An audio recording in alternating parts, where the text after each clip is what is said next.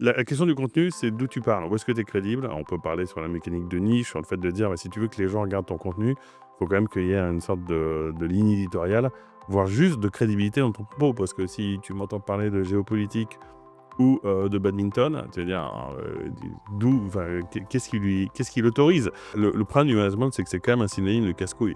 Pourquoi? Parce qu'il y a quelqu'un qui va te dire ce qu'il faut que tu fasses et qui parfois sait moins bien que toi la technicité de ton travail et qui pour autant a le droit de le juger. Donc tu vois, il y a un truc qui est parfois un peu paradoxal. Bonjour à tous, bienvenue dans le podcast Leaders sans frontières, le podcast leadership, management et RH inspiré de l'international. Je m'appelle Paul Tressens et j'ai passé les 4 dernières années en Asie, Océanie et Amérique latine à explorer les pratiques de management et RH innovantes. Dans ce podcast, je pars à la rencontre de dirigeants inspirants qui sauront vous aider à élargir votre champ des possibles. Avant de commencer cet épisode, n'oubliez pas de vous abonner sur la chaîne YouTube ou votre plateforme d'écoute préférée pour être informé des prochains épisodes. Bonne écoute! Avant de commencer cet épisode, je vais vous parler d'un événement, Unleash World 2025. C'est le salon destiné aux DRH et aux dirigeants d'entreprise sur cette fin d'année 2025 avec plus de 300 intervenants venus du monde entier. Je vous mets le lien dans la description de cette vidéo si vous souhaitez en savoir plus et si vous souhaitez accéder à la billetterie. Bonjour Guillaume, Salut Paul. bienvenue dans le podcast des Leaders sans frontières. Alors, je suis très heureux de venir ici dans tes locaux parce que c'est la première fois que j'invite un invité dans un podcast et que cet invité me reçoit dans son studio de podcast. Exactement. Donc, tu as un superbe environnement au sein de la French Tech Barcelona. Pour commencer ce nouvel épisode, je vais te laisser te présenter, m'expliquer d'où tu viens, tes origines, résumer ton parcours et Ok. m'expliquer tes fonctions actuelles. Ouais, bah écoute, merci de m'inviter. Résumer mon parcours. J'ai 43 ans. Je suis né à Paris. Je suis donc le portrait typique du Parisien de l'Ouest insupportable. C'est moi. Je suis né à Paris-Ouest, j'ai fait mes études à Paris. J'ai commencé dans l'édition. Donc en même temps que je faisais Sciences Po Paris, j'ai travaillé aux éditions Grasset. Et puis, l'édition n'étant pas un milieu très, comment dire, qui propose beaucoup de perspectives, pour le dire comme ça, j'ai fini par aller dans le web. À l'époque, la tech, on appelait ça le web, et j'ai commencé chez eBay en 2006. eBay qui était à l'époque le deuxième ou troisième site de e-commerce en France, voire dans le monde. Et puis fin 2008, je suis parti en Asie, à Shanghai, pour prendre la direction marketing d'une boîte de e-commerce. C'était une expérience qui a duré 1 an et demi. Et en rentrant fin 2010 à Paris avec ma femme, on a déprimé. On en parlait avant de préparer ce podcast parce qu'on est arrivé chez nous. C'était fin novembre, début décembre. Il y avait déjà notre carton qui était arrivé dans le couloir de notre déménagement. Et on s'est vraiment dit: «Qu'est-ce qu'on fout là?» Et on est reparti. Ici à Barcelone, il y a donc 14 ans. Et bah, j'ai continué à être directeur marketing dans la tech depuis, en changeant de job. Mais là, depuis bientôt 8 ans, je m'occupe de la direction marketing de Liligo, qui est un comparateur de vol. Et en parallèle de ça, depuis 2019, je m'occupe de la French Tech à Barcelone, sur lequel je pense on reviendra. Tout Et à fait. puis, j'ai aussi développé d'autres business à côté, dont un peu ce studio de podcast, parce que ça, c'est mon côté enfant gâté, Paris 17, tout ça. C'est que en déménageant avec mes camarades dans ces bureaux, il y avait cette pièce qui était riche. Je me suis dit, il faut avoir un studio de podcast. Et ça permet notamment aux gens qui m'invitent dans leur podcast de venir enregistrer chez moi. Et ça me fait plaisir parce que la création de contenu, c'est un plaisir pas possible. Il y avait avant l'album d'Amy Winehouse, il y avait le vinyle d'un des albums de musique que j'ai écrit il y a des années avec des potes, qui sont un peu des chansons à boire, bien travaillées, mais bon, c'est un peu, on a poussé le délire jusqu'à nous faire des vinyles. Et la création en ce sens-là, que ce soit littéraire, musical ou même de contenu, même si c'est plus périssable le contenu qu'on est en train de construire là, plutôt que les livres ou les albums de musique. Je trouve que c'est une façon à laquelle on se réalise très profondément. Et voilà, et donc autant avoir l'outil de production sous la main. Et donc, tu as toi-même lancé ton podcast pour aider les Français à s'intégrer dans l'environnement barcelonais, c'est ça? Ouais, alors au départ, c'était surtout, encore une fois, moi, c'est souvent des caprices d'enfant gâté au départ, hein. J'avais cet endroit, la réalité, c'est que je voulais que mes associés et que les boîtes, dans lesquelles j'ai des intérêts puissent venir créer du contenu, pour, faire de la pub ou juste faire du contenu et puis j'avais déjà, lancé un podcast sur le marketing il y a 1 an et demi. Heu et en fait, je me suis dit: «Je vais faire une émission, on verra où ça nous mène».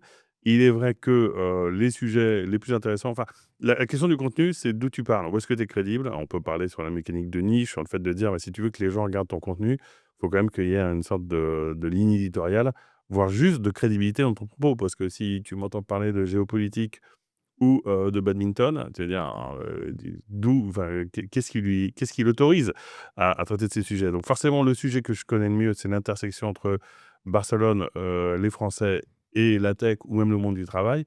Du coup, il y a toute une partie de ces contenus qui sont sur, Barcelone et des conseils ou juste des informations, qui sont pas forcément accessibles, qui sont pour moi des informations de bon sens, mais qui sont à mon avis, importante à avoir en tête quand on s'installe et à côté de ça, je fais quand même des podcasts sur des sujets qui m'intéressent. Demain, on en sort un sur, y a-t-il trop de podcasts? Et ou, bah, le député, un sénateur, enfin il y a aussi mon père aussi sur la reprise d'entreprise.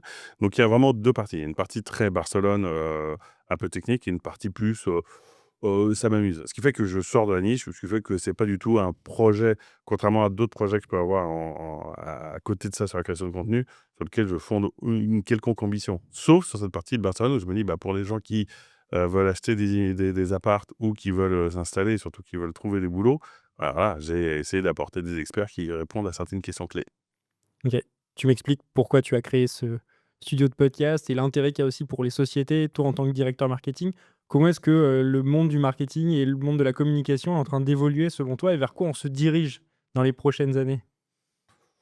Ouah, c'est un vaste sujet, hein. Alors si on s'arrête sur le contenu, faut comprendre 2 aspects très importants dans la production et la consommation de contenu. C'est, à la fois en fait, c'est un peu l'œuf et la poule, mais c'est que le coût marginal de production est proche de 0 aujourd'hui, mais qu'aussi le taux marginal d'attention est proche de 0. Donc on a une espèce d'injonction, en tant que marque, en tant que marque, personnelle, parce que, en tant que marque B2C, B2B, ce que tu veux, d'à la fois produire beaucoup et de qualité. Ce qui, élève beaucoup le jeu. Et alors on va pas trop parler d'IA parce que c'est des tartes à la crème, mais je trouve que quand tu mets l'IA en dessous, ça ne fait que c'est qu'un facteur démultiplicateur. Donc ce qui s'est passé, c'est que tu prends l'exemple de ce studio.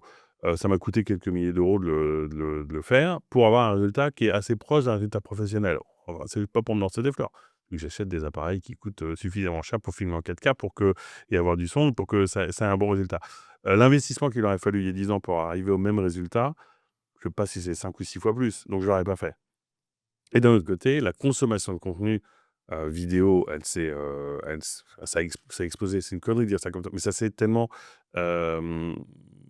ça s'est généralisé. C'est-à-dire que donc l'un dans l'autre fait que pour le monde de la communication, il a beaucoup convergé vers, une production très volumique de contenu, mais qui a des avantages. C'est-à-dire que, je prends souvent l'exemple des pubs de Séguéla, des années 80 où il, faisait atterrir une bagnole sur un porte-avions avec des trucs. Voilà, ça, c'était à l'époque où il y avait 3 chaînes ou à 3 à 6 chaînes de télé et que le message était très, top down. Donc forcément, tu étais obligé enfin, t la les carrefours d'audience étaient devant TF1, devant, Antenne 2 à l'époque et donc tu savais que ton message publicitaire allait passer.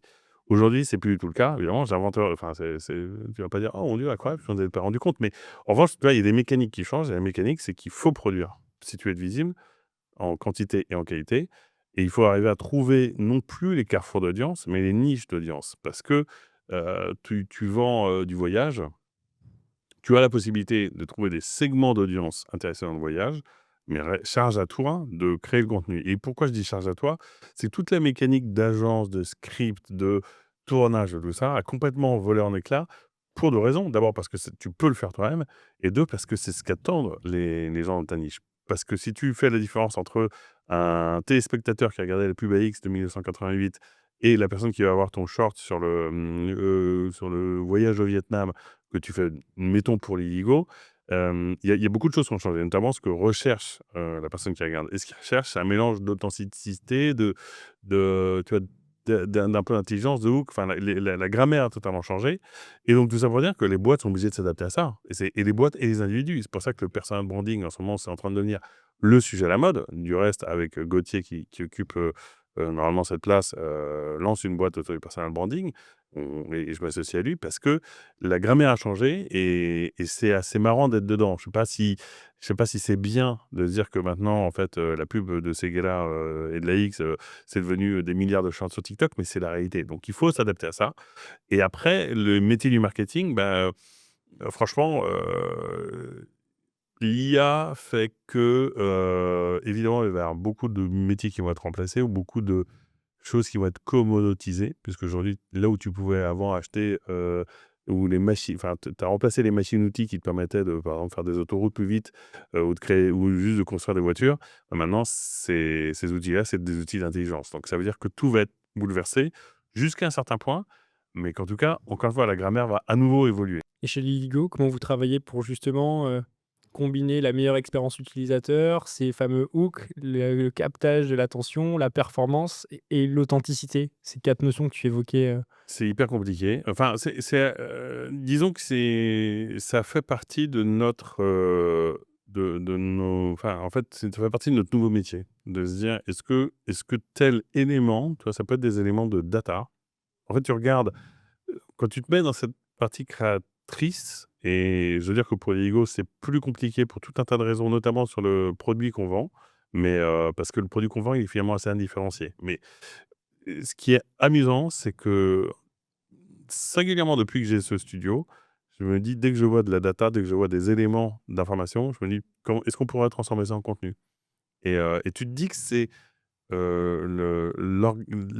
l'entraînement musculaire derrière cette volonté à retranscrire tout ce qui t'arrive par du contenu, punchline, hook, qui fait que qui construit ta ligne éditoriale finalement.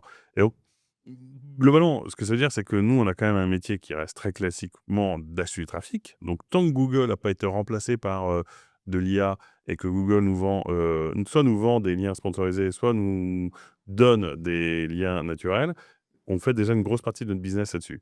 Tout le reste, en fait, c'est effectivement un monde qui a toujours été en évolution, mais le saut quanti-qualitatif dans lequel on est aujourd'hui, je ne l'ai jamais vécu et pourtant j'ai commencé à faire du marketing quand, il y avait pas d'application mobile, par exemple. J'ai commencé en 2008, tu avais un ordinateur et tu achetais, des emplacements de bannières dégueulasses et tu redirigeais du trafic sur le même ordinateur. Alors là, tu dis: «Oh, mais tu étais pas sur du multi-device», donc il y avait à peine Facebook, il y avait pas d'app, il y avait pas évidemment TikTok, il y avait pas de vidéo, donc il y avait rien. Donc ça veut dire quoi? Ça veut dire que moi, j'étais habitué à ce que ça change. Simplement là, le changement, il est à la fois moins coûteux pour y accéder. Il suffit vraiment d'avoir, quelques dizaines d'euros d'abonnement, à des outils. Mais en revanche, enfin, c'est un paradigme qui change profondément. Donc qu'est-ce qu'on fait? On teste. On teste. C'est-à-dire que tant qu'on a un pilier d'acquisition de trafic en naturel, en payant, du Google et aussi le fait d'être une marque qui est connue depuis longtemps, ça nous fait toujours le gros du business. Tout le reste, chaque jour est un nouveau début, ce qui peut soit être très excitant, soit totalement déprimant. Ça dépend des jours. Au-delà de la démultiplication des contenus et de l'accessibilité aujourd'hui avec, l'IA, qui permet une accessibilité, folle, il est devenu très, très simple de produire des shorts, du contenu, à l'appel, suite à une vidéo comme ça, d'1 heure. Si on revient sur les activités de Liligo et l'évolution de la travel tech, comment est-ce que, vous vous adaptez aux, changements liés à l'impact de l'intelligence artificielle, du fait que, demain ChatGPT pourra t'aider à réserver, un voyage. Comment est-ce que vous voyez ça venir et comment est-ce que vous réagissez? Comment on voit ça venir? Alors je pense que, tu sais, il y a toujours un truc de se dire, d'annoncer le changement, à une espèce de prophétie auto-réalisatrice de non-changement quelque part. C'est-à-dire que tout le monde dit: «Demain ChatGPT te fera tout». En fait, il le fait déjà et 2, c'est pas son métier de devenir un comparateur de vol. Donc ça veut dire qu'en fait, il va changer la structure, la couche basse de l'industrie, mais pas tous les produits. Il y a beaucoup de produits qui vont être rendus obsolètes, Mais ça veut pas dire que tu as pas d'avenir. Donc ce que ça veut dire, c'est qu'un jour, mais je ne sais pas à quel terme, nos applications ne marcheront plus avec, tu mets ta ville de départ, ta ville d'arrivée, tes dates et tu cliques et tu attends les résultats de recherche. Un jour, tous nos produits seront avec de l'IA et ce sera un chatbot. On fait des tests. Pour l'instant, c'est pas encore généralisé, mais sûr qu'on est prêt. En fait, on est prêt à le sortir, mais le marché n'est pas encore totalement structuré. Parce qu'il y a un peu un biais il y a un biais, je dirais, d'experts ou de sachants. C'est-à-dire que, qui utilise Google, peut-être enfin Google, le moteur de recherche, 3 à 4 milliards de personnes dans le monde, qui utilisent, ChatGPT, 200 millions. Donc il y a encore pas encore l'effet d'échelle. Après oui, ça va forcément je peux pas te prédire ce que ça va changer. Je peux te dire qu'évidemment, un jour, ton voyage, tu n'accepteras plus d'avoir une plateforme, où tu doives, vraiment mettre des informations assez basiques. Tu vas t'attendre à une expérience plus profonde et c'est là que ça se rejouera dans notre business model avec des avantages, des inconvénients et des opportunités autant que des menaces. On y travaille, mais le switch n'a pas encore eu vraiment lieu. Tu vois que moi, j'ai vu plein de dossiers de boîtes, ils disent: «On réinvente le voyage avec un chatbot». C'était un peu à chier, quoi. Donc et puis voilà, la majorité, en fait, des consommateurs n'ont pas encore migré vers des outils pure IA. Ce qu'a fait ChatGPT, c'est qu'il a commencé à rendre, enfin, du jour au lendemain, il a rendu, acceptable, si ce n'est désirable, de parler avec un robot. C'est déjà énorme parce que les chatbots, ça existait depuis des années. Moi, j'ai bossé sur un chatbot de service client pour eBay en 2006. Sauf que ça faisait absolument chier tout le monde de parler à un espèce d'arbre de décision maquillé en gif animé. Donc là, tu vois, ce qui ça a totalement bouleversé la vie des professionnels qui sont impactés, mais le grand public, en fait, n'a pas encore fait le switch totalement. Ça finira par arriver, mais tu vois, ce que je veux dire, c'est que dans l'évolution, on se dit: «Ah, demain, ChatGPT va changer tout ça». Ouais, d'accord, mais la transition, elle va se faire certes assez violemment parce que les innovations s'intègrent de plus en plus vite, dans la vie en règle générale, mais pour l'instant, je me dis qu'on a encore 1 ou 2 ans pour orienter en fonction des signaux du marché. Ce que je veux dire, c'est que si demain, je me dis: «Toutes les applications d'Illigo, il faut les mettre full AI avec, une expérience qui est totalement différente», je ne sais pas si je me coupe pas de 80 de mon public. Là, on a parlé de tes activités chez Leligo. Tu es en plus président de la French Tech à Barcelone. Est-ce que tu peux m'expliquer ta mission ici? Ma mission? Ouais, bien sûr. Alors, la French Tech, c'est tu connais l'initiative de la French Tech en France et il y a, une French Tech dans toutes les grandes régions, les grandes villes et puis ils ont ça a le bénéfice de permettre à des startups, d'accéder à des niveaux d'interlocuteurs, à des niveaux de salons professionnels, à des niveaux auxquels, tout seuls dans leur coin, ils n'auraient pas accès. À l'étranger, c'est totalement différent parce que ce sont des associations extrêmement locales, qui travaillent plutôt à regrouper les Français qui bossent dans la tech. Pourquoi? Enfin, si on revient dans l'histoire, c'est que la French Tech est lancée en 2013, donc avec l'idée de permettre aux toutes petites boîtes de l'époque qui, quand elles levaient 1 million, c'était déjà incroyable, de profiter de la puissance publique, pour une fois que ça va dans le bon sens, pour, s'exporter et pour, voilà, mettre un peu la France sur la carte de la tech, dans le monde. Et puis, quelques années plus tard, on s'est rendu compte qu'il y avait des Français qui bossaient dans la tech, soit en tant qu'entrepreneurs ou même en tant que salariés, partout dans le monde.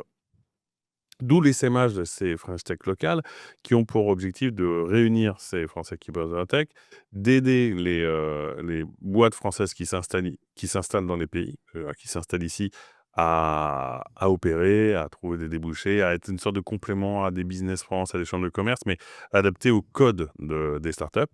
Et puis Barcelone a une position un peu particulière là-dessus. C'est que Barcelone, c'est quasiment la France. On est 100 000 Français et la majorité des boîtes, de la tech française qui, opèrent depuis Barcelone n'opèrent pas sur le marché espagnol. Si tu vas, en Pologne, si tu vas en Irlande, si tu vas à Singapour, ce seront des boîtes plus exposées au territoire dans lesquels elles opèrent.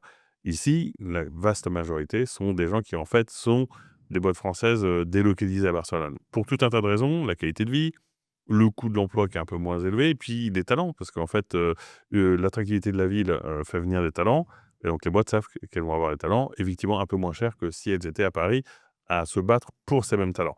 Mais le truc de base, c'est que Barcelone, c'est pas loin de la France et la qualité de vie est absolument incroyable. Donc le métier de la French Tech, c'est de accueillir les boîtes qui s'installent et je sais pas, il y en a j'ai dû en voir passer 4 ou 500 en 6 ans. que ce soit des coups de fil, que ce soit des boîtes qui s'installent, des boîtes qui repartent. Enfin, il y a beaucoup de liquidité dans ce marché de l'installation à Barcelone parce que c'est hyper simple de s'installer à Barcelone. Ouais, hyper simple. Modulo le fait que, il y a beaucoup de bureaucratie, qu'il faut comprendre les codes un peu de la ville, mais c'est moins difficile que de partir au Vietnam, par exemple. Donc il y a ce côté très accueil, il y a un côté d'animation d'événements. Voilà, on en fait encore, jeudi, notre summer party. Tous les mois, on a des événements, ça va de 20 à 500 personnes.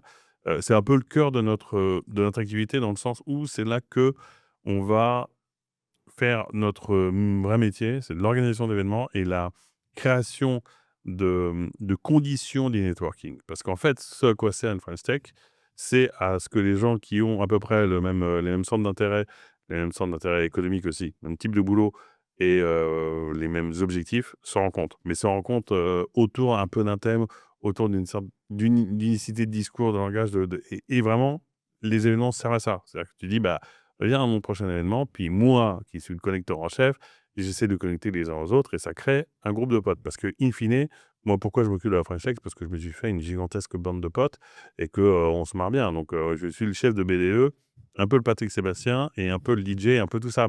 Et ça m'éclate de le faire parce que tu te demandes pourquoi est-ce que tu le fais depuis 6 ans. Bah, je ne pourrais pas te répondre, mais c'est passionnant parce qu'il y a 2 choses qui m'intéressent. C'est moi, j'adore ce métier. Quand on parlait de l'Illigo, des évolutions, c'est à la fois désespérant, mais c'est ce qui te garde jeune quand même. C'est que tu es obligé de te remettre en question, de reposer, de challenger tes propres, a priori, tes propres, intuitions parce que tu sais que le monde évolue beaucoup plus vite que toi. Donc en fait, c'est une leçon d'humilité, de bosser dans la tech. En fait, tu es tout le temps à la ramasse et en même temps, j'adore Barcelone parce que je trouve que j'y ai trouvé une énergie qui fait que je ne ferais pas ce métier ailleurs, je pense. Et voilà, et je trouve que les gens qui viennent ici ont quelque chose qui me les rend sympathiques. Je ne sais pas si objectivement ils le sont plus, même si les Français sont plus sympas à l'étranger qu'en France, parce qu'on les fait moins chier, hein, bah, on va pas se mentir. Et donc, si tu veux, moi je suis voilà, le patron du BDE. Et en dernier lieu, on a lancé des petits produits, un job board qu'on est en train de refaire pour la 10e fois. Cette fois-ci, je pense que c'est la bonne. Ce studio qui permet aux gens de venir faire du contenu, une marketplace, ouais, tous les petits services quand je me dis: «Tiens, il faudrait par exemple un système pour que les gens qui cherchent des bureaux puissent se les partager, puis qui a 10 places de libre, puisse se mettre sur une marketplace et que les gens qui ont besoin de 10 places y aillent». Ça c'est assez compliqué. Ce projet-là en particulier était plus compliqué parce que c'est moins liquide que les boulots, mais il y a toute une partie d'outils où tant qu'à faire, il y a plein de bonne volonté, comme Jérémy que vous avez rencontré, et ben, on se met ensemble et on décide de faire ce job board-là et aussi, tu vois, des plus gros événements avec un peu plus d'ambition comme ce qu'on va faire en octobre qui est le AI Summit, où on se dit: «Bah, en fait, plus il y a de monde, plus il y a de bonne volonté, plus on a envie en fait, de trouver la matérialisation du fait qu'on soit contente à Barcelone».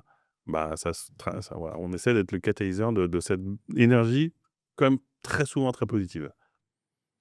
Ah, tu parles des forces et on évoquait aussi ton podcast tout à l'heure.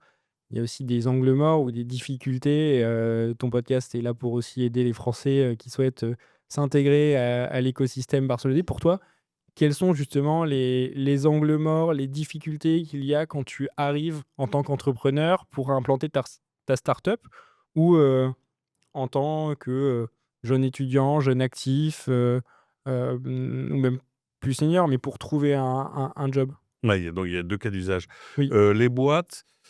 Les boîtes, il faut faire attention. Ça dépend dans quel cadre tu viens, mais il y a plein de petits détails administratifs auxquels tu t'attends pas parce que tu dis, en fait, l'Espagne, c'est comme la France, sauf qu'ils s'appellent, Jordi et qu'ils sont plus petits, mais ils sont sympas et puis on a du jambon. En fait, en réalité, il y a quand même des lois qui sont un peu différentes, même si c'est quand même le droit romain qui préside à pas mal de choses dans les pays latins.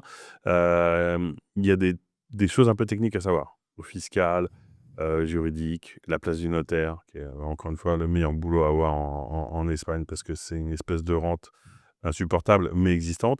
Donc en fait, quand tu installes une boîte, il faut quand même être conscient de certaines choses vraiment très pratiques. Après, le côté pas moins pratique, c'est que, enfin, plus, tu vois, de marché, c'est que si tu viens pour opérer la France depuis ici, tu vas avoir des avantages parce que ça te coûte un peu moins cher. parce que tu vas quand même avoir accès à des talents, pas un pool de talents qui est quand même pas gigantesque, mais qui est quand même existant. Donc c'est bien, mais tu vas peut-être parfois avoir du mal à recruter les très bonnes personnes. Voilà. Et puis si tu veux te lancer dans le marché espagnol, il faut être conscient que le marché espagnol est beaucoup plus petit que la France, qu'il y a pas les mêmes habitudes de consommation, que c'est, que les prix qu'on attend. Tu prends le meilleur exemple, c'est une boîte de conseil qui vendrait à 1 000 balles le jour en France. Ici, si elle vend à 500, c'est le meilleur vendeur de la pièce. Donc, il y a des choses aussi sur le marché où il faut vraiment distinguer. Je suis là pour opérer des marchés étrangers depuis Barcelone parce qu'il fait beau, parce que j'ai envie, parce que c'est pas loin de la France. Donc, en 1 heure et quart d'avion, je suis à Paris. Puis, je veux attaquer le marché espagnol qui est régi par plein de différentes règles. Et typiquement, si ton marché, c'est par exemple les grosses boîtes espagnoles, Barcelone, c'est pas l'endroit où il faut être à Madrid. Donc, tu vois, il y a ces Mmh. choses-là qu'il faut avoir en tête avant de débarquer parce que tu peux sinon te dire: «Merde, moi, je veux vendre aux banques, un produit, il se trouve qu'elles sont toutes à Madrid et comme un con, je me suis installé à Barcelone». Ça, c'est un peu débile, mais voilà, prends Alan qui est, l'assurance santé, ils sont à Madrid.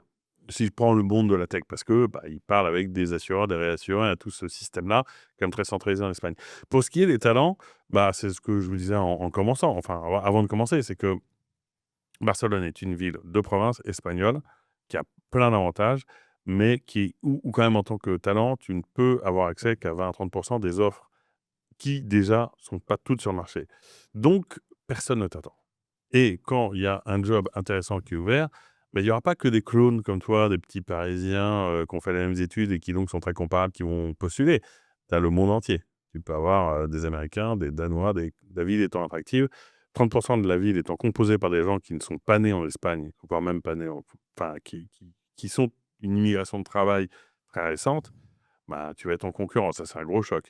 Donc le boulot, c'est un sujet très compliqué ici. Enfin, très compliqué, pas quand tu pas quand tu déconstruis la raison pour laquelle elle est compliquée, c'est juste qu'il y en a pas. Il y en a pas beaucoup. Donc la contrainte que tu vas avoir quand tu viens ici, c'est qu'il faut venir avec tes solutions. Vraiment très peu dans l'esprit français de dire, «Je mets mon CV et donc tout le monde va me courir après parce que je suis pas n'importe qui». Alors ici, c'est une belle leçon d'humilité et c'est complètement compréhensible. C'est une petite ville de province espagnole. Après, elle a une puissance, c'est une puissance, en termes de caisse de résonance, de réseau, d'attractivité depuis 14 ans que j'habite ici. Parce que c'est une ville qui était, on se disait: «C'est qu'une ville, pour des, touristes anglais complètement bourrés». Maintenant, mondialement, c'est devenu une ville vachement plus attractive. Néanmoins, en tant que, talent, puisque c'est le terme qu'il faut utiliser, attends-toi à ce que ce soit difficile de trouver sur place. Donc anticipe en essayant de créer les conditions de ton employabilité ou, crée ta boîte ou voilà, ça va être plus difficile que dans ce monde quand même très protégé jusqu'à aujourd'hui qu'est la France. Sur le plan investissement, Ouais. j'ai vu que tu étais investisseur dans différentes sociétés. Tu parlais, là, depuis le début du podcast, de projets que tu mènes, et que tu lances. Qu'est-ce que tu recherches quand tu accompagnes, une entreprise, un entrepreneur, une start-up? Qu'est-ce qui te plaît dans, ce côté accompagnement, mentoring, investisseur? Ce qui me plaît, c'est que les gens, me donnent l'impression que ce que je raconte est intelligent.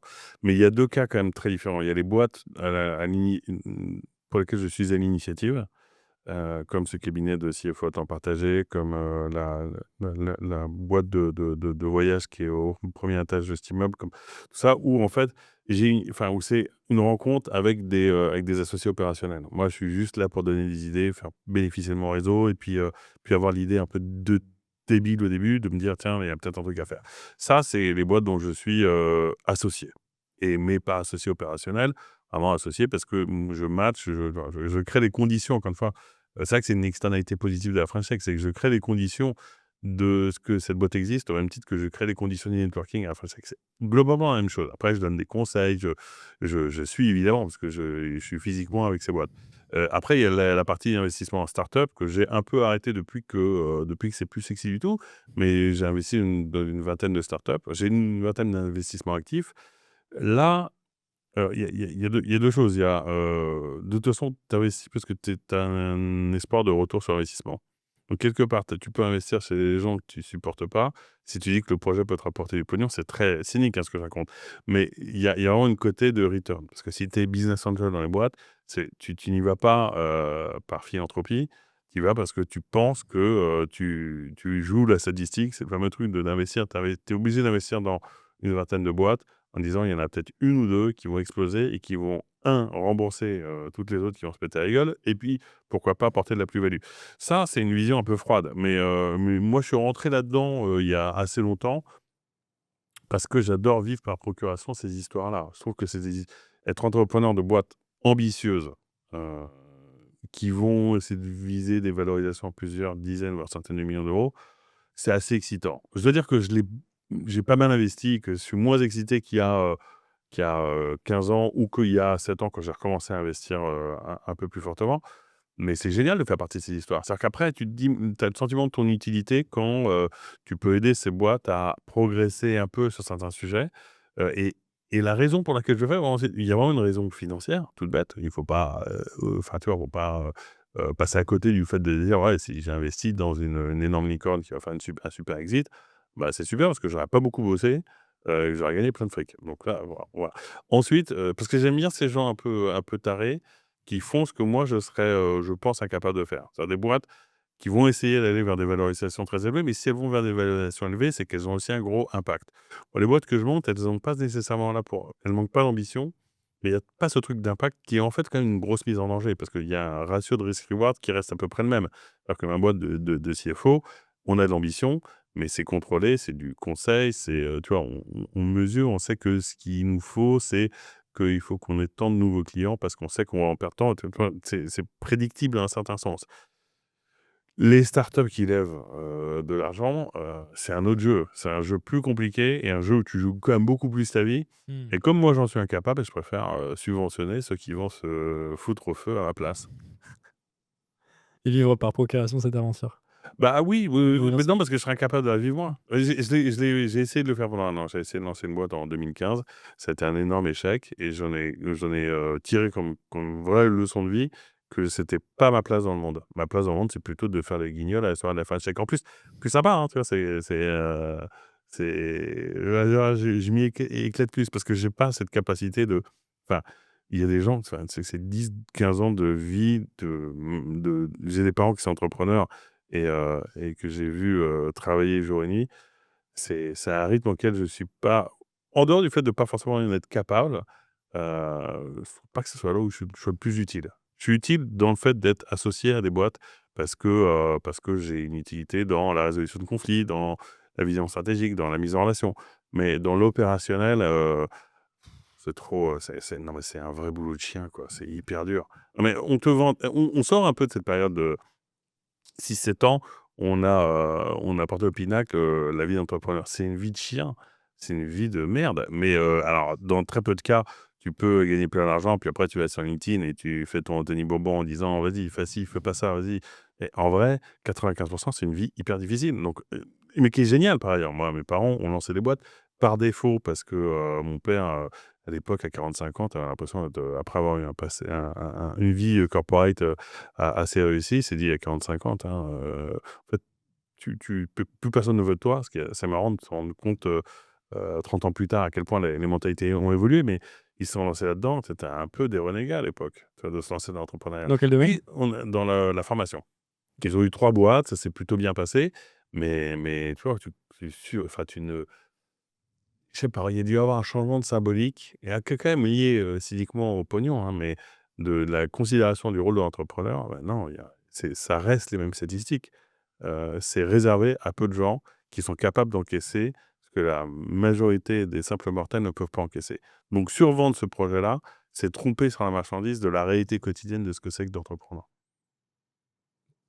Tu m'as parlé de ton engagement auprès des startups que tu accompagnais, des investissements. Là, tu as rapidement évoqué un échec quand tu étais entrepreneur. Est-ce que nous, on a fait un tour du monde avec Adèle sur l'engagement au travail et également on cherchait à analyser les facteurs d'engagement et de désengagement. Est-ce que tu t'es déjà senti désengagé? Et si oui, quels ont été les facteurs qui t'ont emmené à cette situation? Désengagé professionnellement, tu veux dire? Oui. Est-ce que Euh, tu peux m'expliquer une situation dans laquelle tu t'es retrouvé et pourquoi et comment tu as fait pour rebondir? je pense qu'il y a, il y a vraiment une différence entre, si on enlève la fonction publique, il y a encore un truc un peu différent, entre le fait d'être employé d'une grosse boîte corpo et de start-up. Moi, majoritairement fait ma vie dans des startups. Donc la chose est très différente.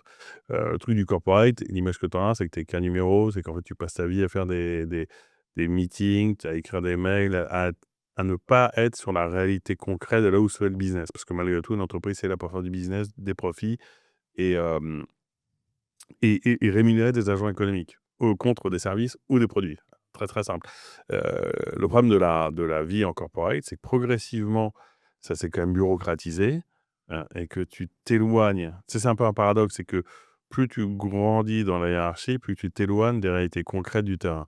Je pense que c'est ça qui te fait chier, que tu perds du sens parce que tu peux adorer faire de l'audit, mais si tu deviens chef d'une équipe d'audit et que tu enchaînes ça, tu sais plus trop pourquoi tu travailles, où est-ce que tu vas. Il faut être assez accroché pour avoir par ailleurs des passions, des intérêts personnels qui justifient que tu te fasses autant chier à côté. Mais parce que la mécanique, elle est devenue un peu impersonnelle. À l'inverse, et c'est un peu pour ça sans doute qu'on a survendu l'entrepreneuriat, sans expliquer tous les côtés négatifs. Et dans les petites boîtes, l'avantage quelque part, c'est que c'est quand tu te sens désengagé, tu as moins de mal à partir, je dirais. Donc je me suis senti désengagé relativement rarement quand même. Parce que, je pense que pour 2 raisons, c'est que je pense que quand tu es, en prise directe avec le chiffre d'affaires et c'est vraiment pas une connerie, quand tu es directeur marketing, tu peux dépenser des millions d'euros par an. Eh ben, quand ça marche, c'est grâce à toi. Quand ça marche pas, c'est à cause de toi. Il y a quelque chose de beaucoup plus simple, en fait. Tu résous pas mal de problèmes en étant proche du pognon. Après, tu peux ne plus aimer ton produit, tu peux avoir fait ton temps, tu peux en avoir ras-le-bol et c'est un désengagement qui est lié au fait que oui, il faut parfois un peu de nouveauté. Oui, il faut arriver à se remotiver. Mais tu vois, c'est pas un truc, un peu structurel où en fait, tu vas avoir l'impression que tu ne sers à rien. En vrai, j'ai toujours été dans les métiers où à minima, si je servais à rien, c'était un problème, quoi. Et donc ça, c'est l'avantage des petites boîtes, c'est que tu es en prise directe avec la réalité. Je pense que ça, c'est un facteur qui est important. Et ensuite, les facteurs de désengagement, c'est vraiment, hem, quand en fait, tu as pas trouvé ton utilité quelque part. Donc c'est un peu ça relie un peu au corporate, mais en fait, le corporate, c'est que tu sens que tu es inutile par construction. Après, il y a ton utilité par construction que tu vas construire. C'est que tu peux être aussi utile dans un grand groupe que inutile dans une startup. Néanmoins, je pense que le facteur désengagement, c'est vraiment, en fait, une relation, pour moi, très vis-à-vis de soi-même. Parce que je pense que ce qui préside au désengagement, c'est de se dire: «Putain, mais je sers à rien, quoi».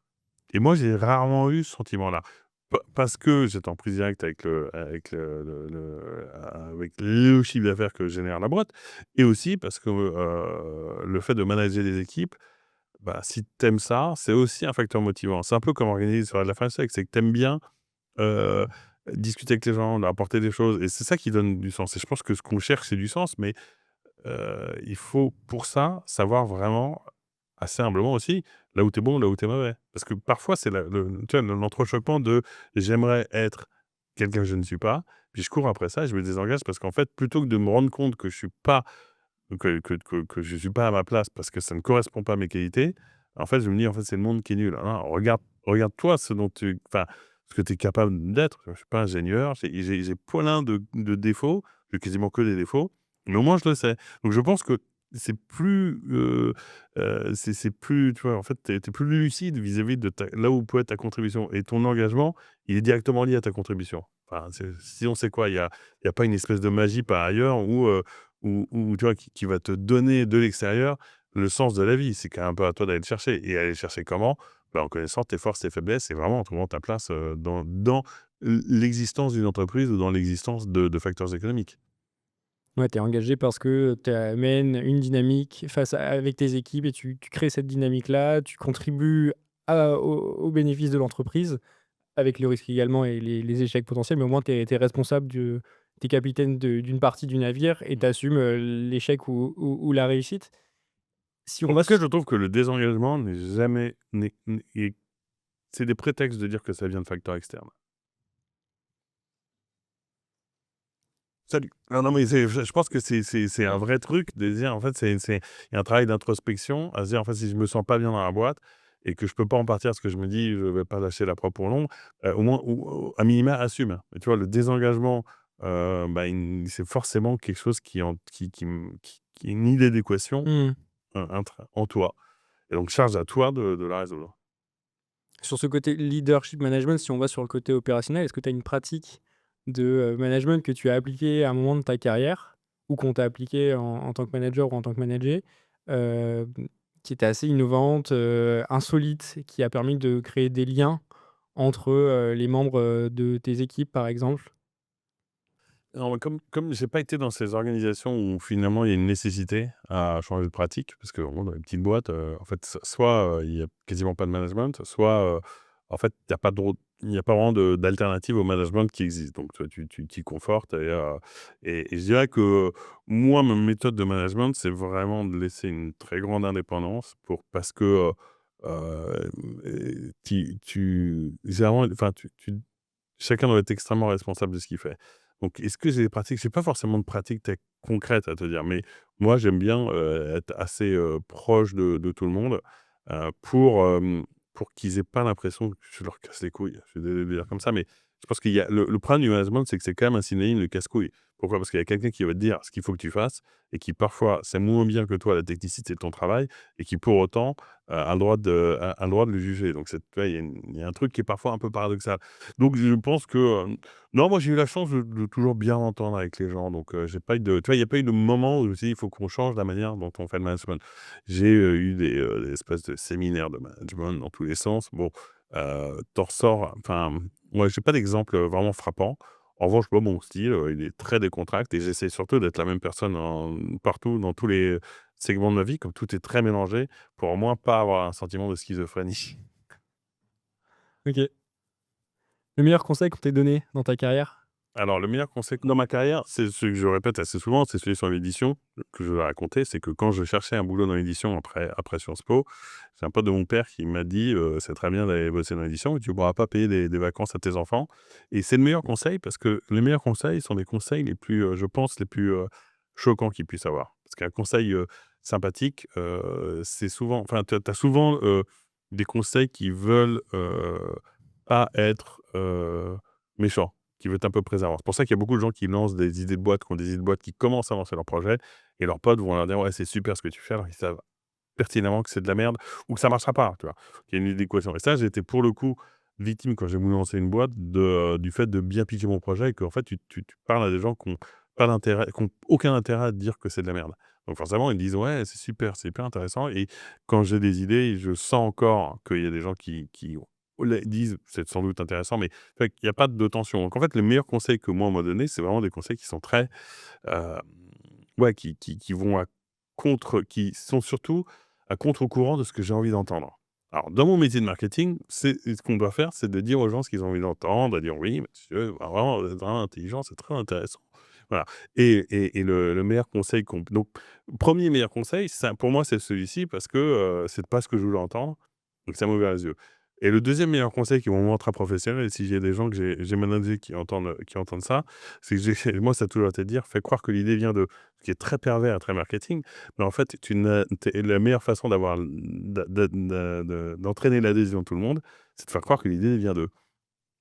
Et ça, j'ai développé une petite, expertise sur le sujet, notamment avec ma femme où normalement on n'arrive pas à lui faire, mais je vois tu vois ce que je veux dire? C'est très int enfin, ce Comment qui tu est fais? c'est de la manipulation, tout simplement, non, mais de la manipulation, c'est-à-dire qu'en fait, comment déjà c'est tout con, mais c'est un mécanisme psychologique très simple à comprendre, dont moi-même j'ai dû être victime. C'est qu'il y a rien de tel pour entraîner l'adhésion des gens, de leur faire croire qu'ils sont à l'initiative de ce que tu as envie de leur faire faire et ça, franchement, c'est un truc qui marche super bien et donc il y a soit le conseil, qui te dit non mais qui décrypte le fait que tu as envie d'entendre. Je te reprends l'exemple d'édition. Tu as envie d'entendre: «Ouais, je vais te présenter telle personne, tu vas voir, ça va marcher, tu vas trouver un job dans l'édition, ça va être super».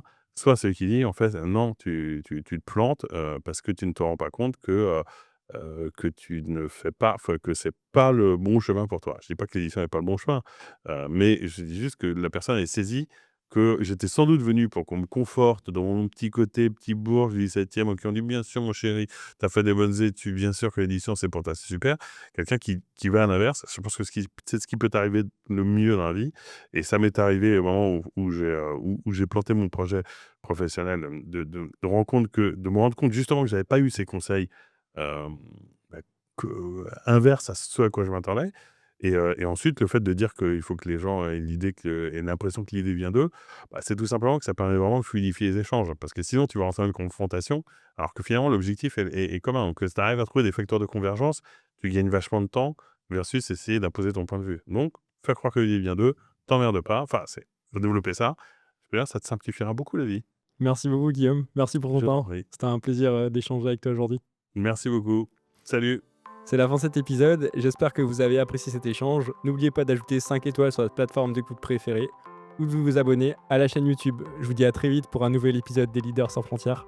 Au revoir.